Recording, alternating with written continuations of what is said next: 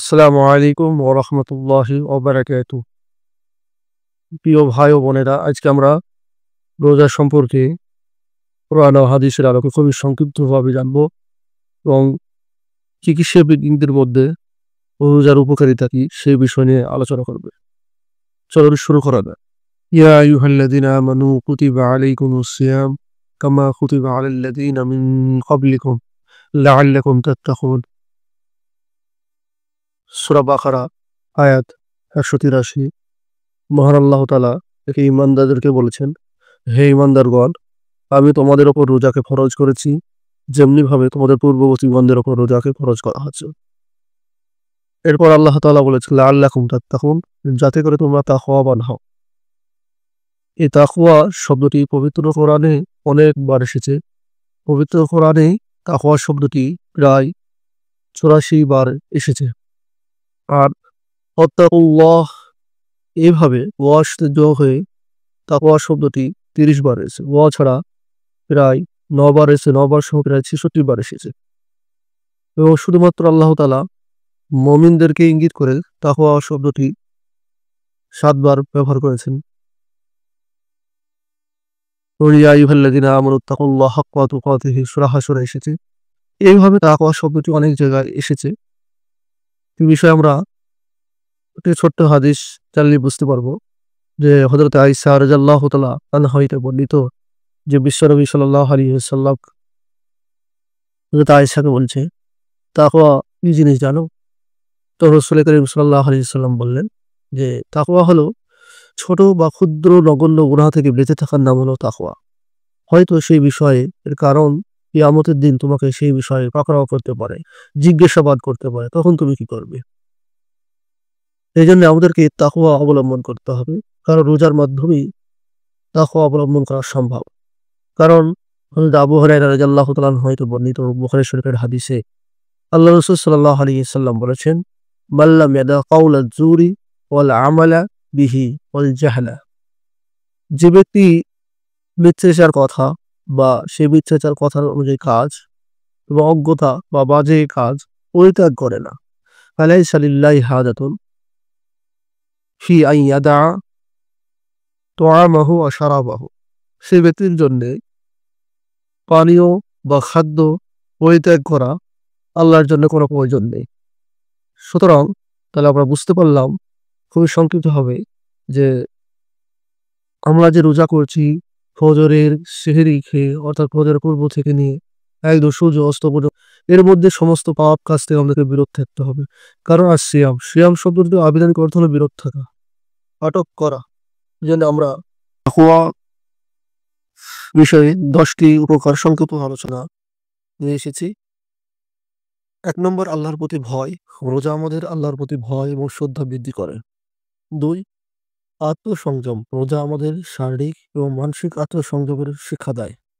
সেটা তাকওয়ার মাধ্যমে অর্জন হয়। পাপ থেকে বাঁচা। রোজা রাখার মাধ্যমে ছোট বড় সব ধরনের পাপ থেকে বিরত থাকা যায়। ধৈর্য বৃদ্ধি। রোজা আমাদের ধৈর্যশীল হতে সাহায্য করে। কারণ ক্ষুধা ও তৃষ্ণার মধ্যে দিয়ে ধৈর্য পরীক্ষা করা হয়। ৫, গরিবের প্রতি সহানুভূতি। রোজা আমাদের গরিব ও অভাবী মানুষের কষ্ট বুঝতে সহায়তা করে। কারণ গরিব মানুষরা কি অবস্থায় থাকে, কি হালে থাকে, সেই মানুষ যখন ক্ষুধার্ত থাকে সেই অনুভবটা আসে।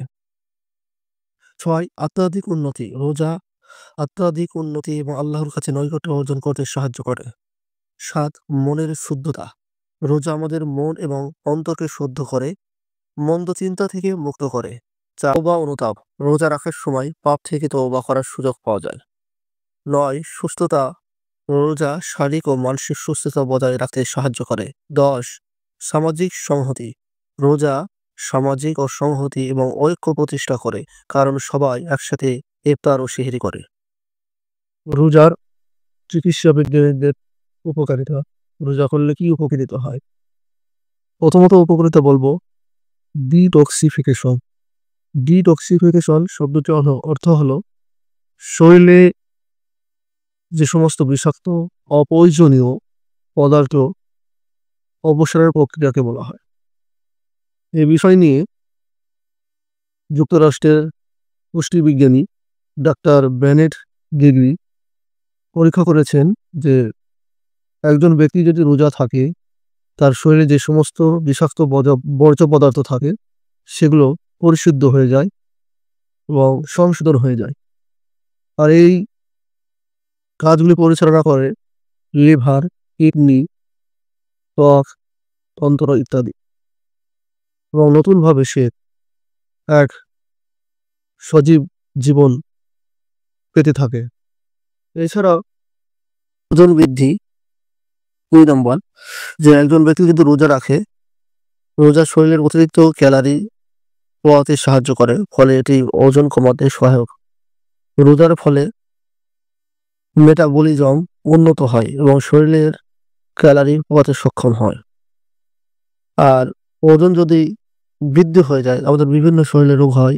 অতিরিক্ত ওজন বৃদ্ধি হওয়ার কারণে আমাদের হার্ট অ্যাটাক হতে পারে, কিডনি ড্যামেজ হয়ে যেতে পারে,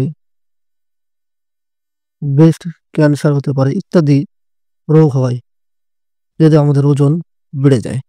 এ বিষয়ে গবেষণা করেছিলেন ডাক্তার ফ্র্যাঙ্ক জি হোলি।